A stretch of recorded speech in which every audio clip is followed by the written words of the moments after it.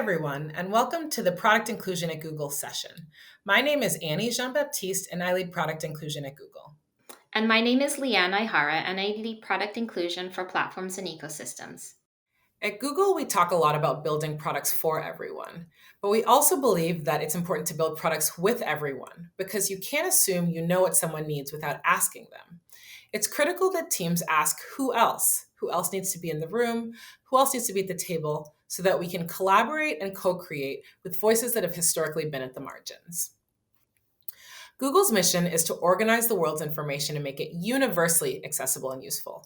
So that means no matter where you are in the world, who you love, how much money you make, or what color your skin is, or any of the things that make you you, you should feel that Google is helpful to you in the moments that matter most. And so product inclusion is really about not just building for some, but building for billions of people all over the world. Product inclusion is unique because it brings 12 dimensions of diversity and the intersections of those dimensions to the table. It builds on amazing work like accessibility work, but again, looking at intersections of multiple dimensions of diversity and how that affects a user's experience. You're seeing some of the dimensions of diversity on this slide, things like gender, race, age, ability, and more. Using myself as an example, I'm a Black woman who's also left-handed. It's not like I'm Black on Monday, left-handed on Tuesday, and a woman on Wednesday. All of these things are a part of who I am, and they affect how I move through the world, how the world interacts with me, and how I interact with products. So if I'm using scissors, for example, being left-handed is the only thing that is going to be predominant. But if I'm trying to take a photo, being Black and a woman can intersect. Product inclusion is an end-to-end system, so it's not just a checklist or point in time. And we really try to encourage teams to make sure that they're thinking about product inclusion at critical points in the product design process. So what you're seeing here are what we call inflection points, or points where teams can really be proactive about bringing that inclusive lens. Teams can come in at any point, but we really try to prioritize bringing product inclusion in as early as possible so we can take learnings at each of the phases and build on them so that it cascades through a truly helpful product at the end. We've also found that there are 4 points where teams keep coming back to time and time again, and those are the ideation, user research and design, user testing, and marketing phases, which we'll talk about in a little bit. It's important to also talk about the business case for inclusion. There's a misconception that underrepresented groups don't have power, and that's simply not true. So what you're seeing here are some stats around different underrepresented groups. For example, there are 1 billion people in the world with a permanent disability. We're seeing trillions of dollars in purchasing power from Black and Hispanic Latinx consumers. And there are 700 million people who are coming online in the next few years from places like Nigeria. So it really behooves any business and organization to think about how they bring those perspectives, voices, and needs of these historically underrepresented users into the center and really highlight them in product design. As I mentioned, there are 4 main points in the product design process where we've really focused on with product teams. This is done because over a year, we did some research on the business case for inclusion, and we found that these were points that were really impactful in the output of our product teams and for our products and services. And those are the ideation, user research and design, user testing, and marketing phases. We found that teams that were acting with an inclusive lens did so at least 2 of the 4 process points. So that may be ideation and marketing, that may be user research and user testing, but I think that signals that it's not just a box to check. We really want teams to think holistically about product inclusion and think holistically about their product design process and how they can make it more inclusive and equitable. We also found that both underrepresented and majority groups prefer inclusive marketing and product design. So this may be surprising to some, and they may think that only underrepresented groups want to see themselves reflected accurately and beautifully. But actually what we found were the majority of users actually wanted to see that. And so I think we'll continue to see trends like this where consumers are really expecting brands to reflect the beautiful diversity of the world around us. We also found that regardless of makeup, teams that proactively think about product inclusion, are intentional about setting goals, can create more inclusive products, regardless of their team makeup. I think this is very encouraging because even if teams are working to get to representation that accurately reflects the world around us, they can still build more inclusive products. They just have to be intentional, proactive about it, and really think about accountability for themselves and their teams. And now we'll go into some examples of what product inclusion looks like in action. The first one is our Black owned business attribute, which is a part of our racial justice work streams. When a business wants to denote that they're Black owned, they're able to do this and have this icon on Google search and our other properties. This is really exciting because people can celebrate, highlight, and traffic these different Black owned businesses. We've also seen a lot of work done to make sure that all skin tones render accurately. So here's a quick video of the work that we've done with Google Camera. Pictures tell stories. It doesn't really matter if it's a selfie or if it's a portrait that somebody is taking of another person. You are sharing in that human moment. Let's take a picture of you two. 1, 2, 3. No, he's too dark. So this is where the discussion started.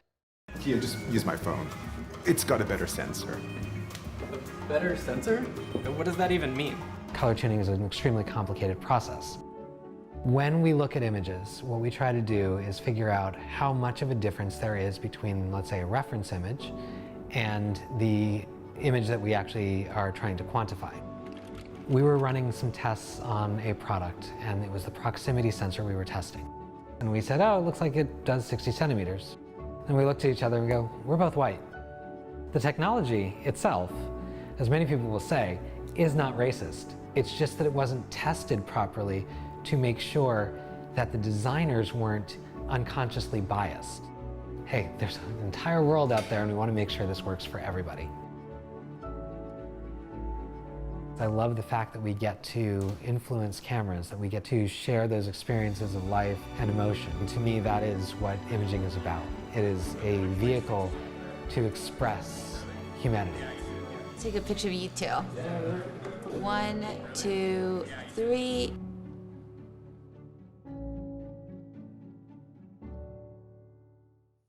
Thanks, Annie. Those are great examples. I'd like to dig into what's involved in delivering an inclusive camera experience. And to do that, I want to use the work that's taking place in the Android team. So they've embarked upon this multi-year journey to systematically increase face diversity with really a goal of providing more inclusive face detection. And to understand their goal of face detection is to realize that for digital photography, face detection really can impact how skin tone is rendered, subject focus, and even exposure metering. So the way they did that was to systematically look at how they're testing both the front and rear facing cameras, and to come up with a consistent approach to testing. And you can see in the upper right hand corner, this was their original starting test. And what they realized was that you didn't have consistent results over time to be able to detect faces in that scene. And so they started to they neutralized the background, they neutralized the clothing that the subjects wore, and then they also increased the size of the faces that comprise the scenes. And with this consistent framework for measurement, they started to layer in different dimensions of diversity, such as gender, race, looking at physical attributions such as hair or glasses, accessories, and most recently in Android R, they incorporated age diversity as part of the scenes for testing. And these tests are then carried out by all of the OEMs that build products on Android. And so what you have then is an increasing performance and an improvement in the ecosystem over time. When we think about product inclusion, there are three principles that hold true. And the first principle is address the user. And what we're talking about here is really understanding the 12 dimensions of diversity that Annie mentioned earlier, and really thinking about how they come together for users in the product. We want to think very holistically about the user and understand how Historically marginalized users can be brought to the center and part of our focus when we are developing products. The second principle is start with equity. And there are a couple of things that we want to keep in mind when we think about this principle. And this principle is really about ensuring that at every stage of the product development lifecycle, equity and product inclusion is a real focus for us, and that it's not just an afterthought. And how we actually activate this second principle is about understanding who's represented in the product and more importantly, who's not, and asking who else we need to bring to the table to really influence the design direction and the decisions that we're making about the product.